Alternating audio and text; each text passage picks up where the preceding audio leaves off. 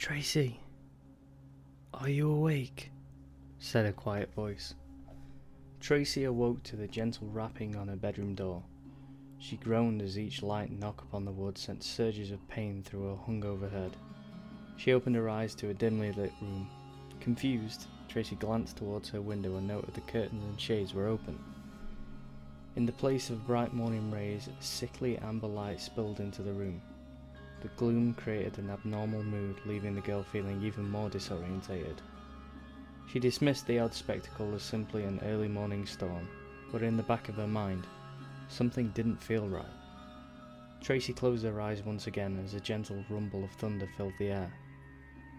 "What time is it?" Tracy mumbled to her little brother. 9:30 in the morning," Timothy said. Tracy yawned and opened her eyes. That didn't make any sense, she thought to herself. It's too dark to be so early in the morning. Another rumble of thunder vibrated the foundation of the house ever so lightly. The dim yellowish light was hazy, and the abnormally long shadows only added to the girl's disorientation. "Where's Mum and Dad?" she asked through the closed door. Timothy paused and answered, "I don't know. They said they were going for a walk, but that was a while ago." Tracy sat up in bed and tried to rub the sleep out of her eyes. She yawned again and glanced at her phone. She begrudgingly mouthed the words displayed on its display screen. "No service." "Tracy!" Trying to keep the annoyance out of her voice, she answered, "What is it, Shrimp?" "It's Twinkles. He's not moving," Timmy cried. "Twinkles?" Tracy asked. "Yeah, Twinkle Toes. He's on his back and isn't moving," Timmy answered. With a shudder, recollection hit the girl hard upon remembering the owner of that childish and innocent name. The damn spider. Twinkles was an Ecuadorian purple pink-toed tarantula, and the most hideous looking thing to have ever crawled on 8 legs, or so thought Tracy. She took a moment to collect her thoughts and carefully chose her words before answering her brother. She promised her parents while home from college she would try and get along with her younger sibling. "You're his big sister, you need to be a role model to him." She could hear her parents' words ringing in her head with their all too familiar chastising tone. Tracy suppressed a cringe and said, "Maybe he's asleep." "No," Timmy whined. "He's not sleeping. Something's wrong. Go look at him." Tracy slowly swung her legs over the side of her bed and rubbed the back of her neck. She swallowed, noting the bad taste in her mouth and dry throat that came from a late night of drinking and partying with her dearly missed friends. Again, ensuring her tone was not one of irritation, she said, "Alright, kiddo, give me a second and I'll go look at him." As she slowly crawled out of bed, the low rumble of thunder gently vibrated the house once again. The unnatural, milky yellow morning light only added to the fog hovering over Tracy's head. In the darkness, she sighed after hearing a rapid tip-tap of Timmy's footsteps headed away in the direction of the home's living room. Soon, the familiar jingle of the game's console's welcome screen rang out through the house as it powered up. Tracy stumbled out of her room and parked herself in front of the coffee maker and clumsily started brewing herself a morning cup. After a big yawn and a giant stretch, she looked out to the darkened window and shouted over her shoulder, "Did Mum and Dad say where they were going for their walk?" "Nope," a voice called back. Tracy was unable to tear her gaze away from the window. The daylight seemed to be fading and the sickly yellow-coloured light deepened. There was no wind and nothing moved outside, except for the faint thunder rumbling from afar. It was deathly quiet. Confused and a little concerned, Tracy asked, "Did they say how long they'd be?" Over the electronic sounds of explosions and laser blasts, Timmy answered, "Nope." Tracy grudgingly turned her attention towards the direction of Timmy's bedroom and sighed, remembering why she drug her hungover ass out of bed. That damn spider. Sipping on her hot and perfectly sweetened cup of extra strong coffee, Tracy rummaged through the drawer for an old pair of plastic tongs she knew once had been there. Finally, in the very back, her fingers found the utensil and clicked the 2 prongs together with a smile. It would do the job if it became necessary to pick up the carcass of a deceased arachnid monstrosity. Tracy's stomach slightly turned at the thought of being near that disgusting bug. "He's not a bug, he's an arachnid," she heard her brother's voice in her head correcting her. Regardless of what they were called, Tracy still hated their bulbous bodies, hairy legs and black eyes. All those pitched black eyes. Tracy slowly poked her head into Timmy's room. She peered through the darkness and slowly scanned the messy room. An involuntary shiver ran up her spine once her eyes fell upon the illuminated 10-gallon aquarium sitting in the far corner. Its incandescent light bulb housed in the hood emitted a low hum with a bright artificial light. The girl cautiously stepped over books, papers and toys scattered over the floor. Each step brought her closer and closer to the aquarium and its dreaded occupant. As Tracy grew near, it was the smell that stopped her in her tracks. It was pungent, and immediately aggravated her already queasy stomach. Tracy stood over the spider's habitat, but stopped at the sound of rustling from under the bed in the opposite corner of Timmy's room.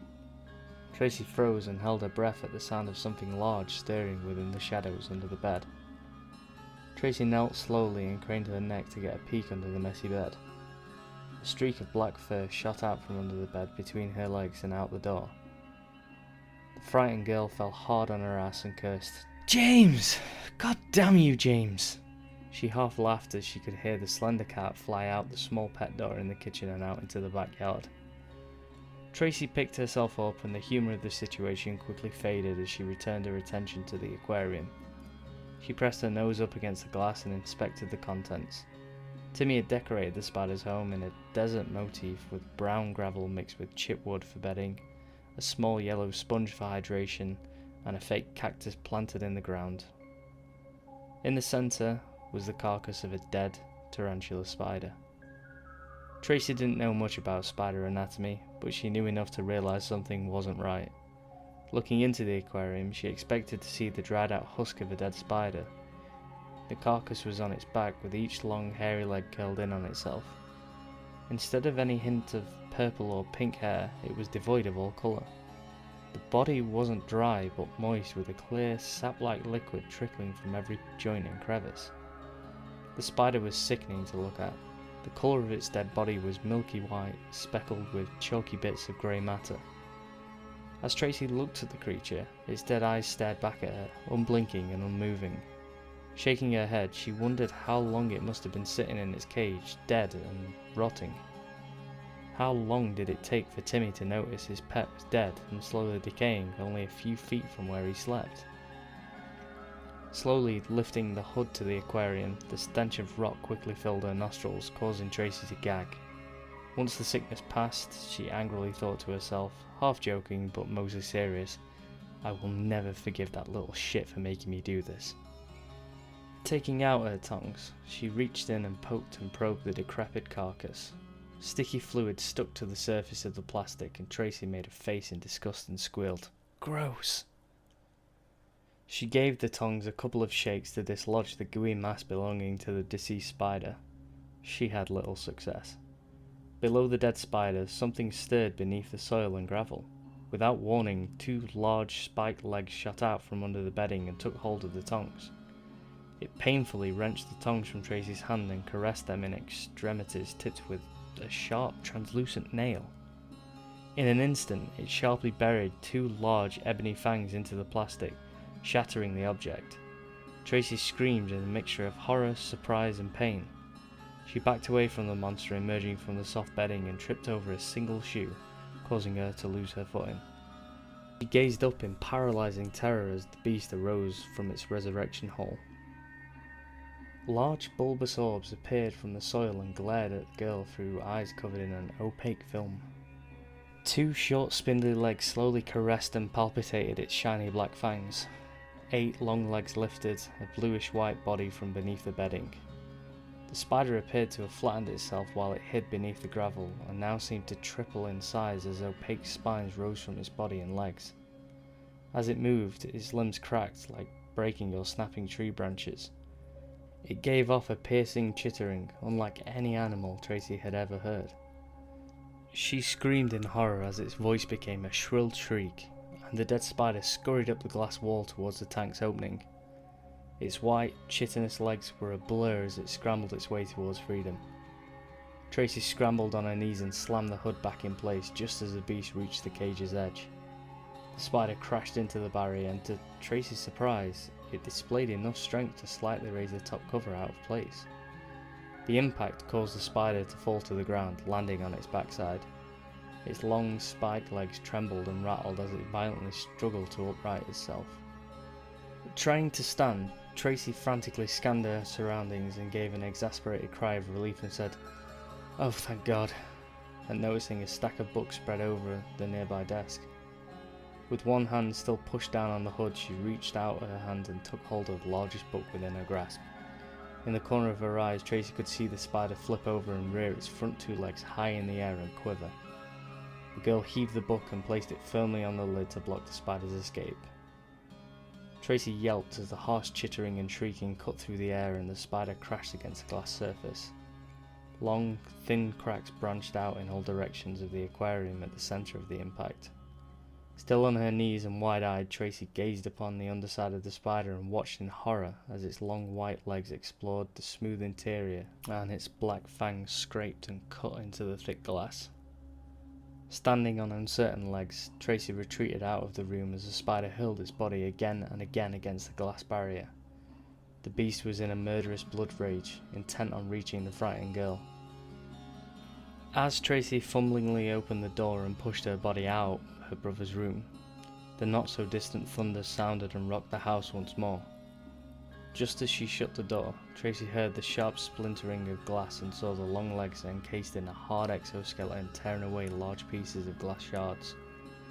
The monster was free. Tracy sat in the hallway, hugging her knees tightly, trying with no success to make sense of what just happened. Suddenly, the hallway darkened, as if a black storm cloud was passing over from above. Once more, a roll of thunder rumbled through the house and the ambient light deepened to a blood-red and orange shade. The air tasted heavy, and nothing seemed real to Tracy. She closed her eyes, trying to will herself to awaken and escape this nightmare. The splintering of wood returned her to reality. Tracy opened her eyes and saw the jagged legs emerge from beneath the door. They violently scratched and scraped the floor, leaving deep gouges. Soon, the spider resumed its barrage against the door. The massive impacts were quickly joined by crunching and splintering of wood. This quickly prompted Tracy to get to her feet and run. Only one word occupied her mind: Timothy. Tracy stumbled into the living room and gasped in terror. The room was empty. She nervously called out, "Timmy? Timothy? Answer me!" The only light illuminating the room was from the TV. The words, "Game over, you're dead," flashing on screen, and an abandoned game controller on the carpeted floor was all she found. Over the crash of thunder, she frantically shouted, "Timmy!" She hesitated, hoping to hear the sound of her brother's voice. Only silence greeted Tracy. The quiet became oppressive and seized her heart in fear as the electricity and power went out and the orange-tinted darkness fell over the girl. In the glow of the diminishing light, Tracy could just make out the silhouette of a small figure standing motionlessly in the centre of the kitchen. Tracy floundered clumsily towards Timmy. His eyes were wide and gaze fixed on the back door. Tracy ran to her brother and embraced him in her arms. She cried, "Timmy, are you alright?" The boy said nothing, his face paralysed in fear and still looking at the rear door. "Timmy, what's the matter? Why won't you answer me?" Barely above a whisper, the boy said, "It's looking at us." Tracy held her breath. Hollow clicking and scraping emerged from over her shoulder from the direction of Timmy's stare. Tracy slowly turned to see the jet black face and dead eyes from the demon-like head poking through the pet door. It must have been the size of a large rat. Antennas twitched from an elongated head and blood-red stripes marked the side of its face, like war paint. Large and sharp mandibles chittered and clicked from the face of the mutated ebony grasshopper. Hissing and flexing its jaws, the large creature's cloudy eyes fixated on the girl and boy, and the monster continued to push its engorged body through the pet door flap. The giant creature let out a high-pitched scream and reared back to pounce. Tracy grabbed Timmy and shielded him from the coming attack. As suddenly as it appeared, the nightmarish face vanished. The only trace of its presence was the flap of the pet door slowly swinging back and forth. From the other side of the door, the chittering and squeals intensified and ended in a loud shriek that was unexpectedly cut short. Tracy and Timmy held each other in terror as the pet door slowly started to move and another face peered through the opening. "James!" Tracy gasped as the familiar emerald eyes fell on the scared siblings. In the feline's mouth, he held up the quivering body of the ebony insect, its back legs feebly kicking and twitching. The sight of the cat seemed to snap Timmy out of his state of shock, and he cried out, "James!" Dropping the dead creature, James let go of his prize, and with a regal presence he pranced over to the boy and affectionately rubbed against both Timmy's and Tracy's legs. Each praised the cat's bravery and hunting skills and rewarded him with strokes to his coat and scratches behind his ears. Tracy looked up into the darkness of the fading light and listened to the crash of thunder. The walls and glassware vibrated from the approaching storm. She picked up the cat and handed it to Timmy and said, "Stay here." Flipping over the kitchen table, she pushed it against the back door, barricading the entrance and preventing any more unexpected visitors from dropping in. Still hearing the impacts of Twinkles, the undead spider, upon Timmy's bedroom door, Tracy closed the door to the hallway, cutting them off from any would-be attackers. Tracy leaned against the door and slid to the ground. Timmy ran up to his sister, hugging her tightly. Hope filled Tracy's face at seeing the large ladybug emblem dangling from the silver ring hanging over the kitchen counter. "The car keys," she said. Tracy grabbed Timmy's shirt collar and snatched up the ring of keys. Tracy pressed the unlock button on the remote and the loud chirp chirp sounded off from the parked car. She shuffled her brother and his feline cargo toward the door leading to the garage. James gave an irritated meow from being jostled by the child he claimed as his own. Tracy turned the doorknob and pushed on the door. Instead of swinging open, it snapped back and slammed shut. It felt as if the door was anchored to its frame by elastic bands from top to bottom. Tracy tried once more and shoved her shoulder hard into the door and managed to wedge it open. The girl poked her head through the open and peered into the dark garage. The garage door was open and the SUV was parked in the middle. It was dark and consumed in shadows, but through the low amber light, the shapes of two human bodies entangled in thick fibres could be seen. One was laying across the rear of the vehicle over the trunk, and the other was suspended from the ceiling in the far corner. Both bodies were violently twitching and softly moaning, holding in whimpers. Tracy slowly closed the door as dozens of pairs of crimson eyes illuminated and glowed in the darkness. "Tracy, what's the matter?" Tracy regained her composure and turned to face her brother. Looking down at him and the cat, she forced a half-smile and said, "We can't go that way." Close to tears and voice trembling, Timmy asked, "Why not?" Looking around in all directions, Tracy tried desperately to conceive their next move. She fought back the tears and said to herself, "There'll be time to mourn later." Tracy stood quickly, remembering her purse she'd absently thrown on the end table last night. She grabbed her brother's hand and led him towards the front of the house and said with determination and authority, "Because I said so." They swiftly passed the home's long hallway. The intermittent bang-bang crunch from the house's other occupant filled their ears. In the darkness, Tracy found her purse and smiled once her fingers touched the cold metal of the keys to her car parked out front. She looked down at her frightened brother and said, "Timmy, listen to me. Close your eyes, whatever happens. Don't let go of my hand, and don't open your eyes. Do you understand me?" The boy nodded vigorously. Tracy closed her eyes, took in a deep breath and said a quick prayer. She reached for the knob of the front door but paused as the continuous thunder echoed on and on without stop. Under the rumbling, she could make out another sound. It was ominous and foreign to her ears, yet she knew exactly what it was. She understood now. In the fading blood-red light, she could now see. She let go of the doorknob and instead locked the deadbolt. Tracy drew Timmy closer to her as the sounds of large spined legs clicked against the side of the house and a swarm of dead chitinous wings fluttered above. Tracy understood. The dead had risen. The word zombie came to rest on her lips, but humankind had gotten it wrong. It wouldn't be them who returned from the grave. No, it was something far worse. As the final smashing of splinter wood filled the siblings' ears, revelation opened Tracy's eyes and filled her heart with despair. The truth hit her like a stone. In his vanity, mankind could only envision the horror of seeing himself resurrected. However, death comes for everything that breathes and walks upon this earth, not only for the tribes of man. The age of humanity was over and the dead have returned to claim their throne. The new rulers served only one master, one of rot and decay, and the only creatures to be spared the coming tribulation would be the worms and maggots. It was the pestilence and the creatures that crept and crawled who would be reborn on the morning of resurrection. Judgment Day had arrived, and for its arrogance, humanity would be the ones to suffer the most in all of creation. "Tracy, I'm scared," Timmy said. "Me too, kiddo," whispered the girl. Hey guys, and thank you for listening to the latest in my Sleepypasta series. Now this is a new one that was written by Killerhawk, so I'll put a link to the description down below to the YouTube channel and to the original Creepypasta submission. This is a really good one. It wasn't submitted to myself, but after I read it, I really needed to do it. So go over there, show them some love.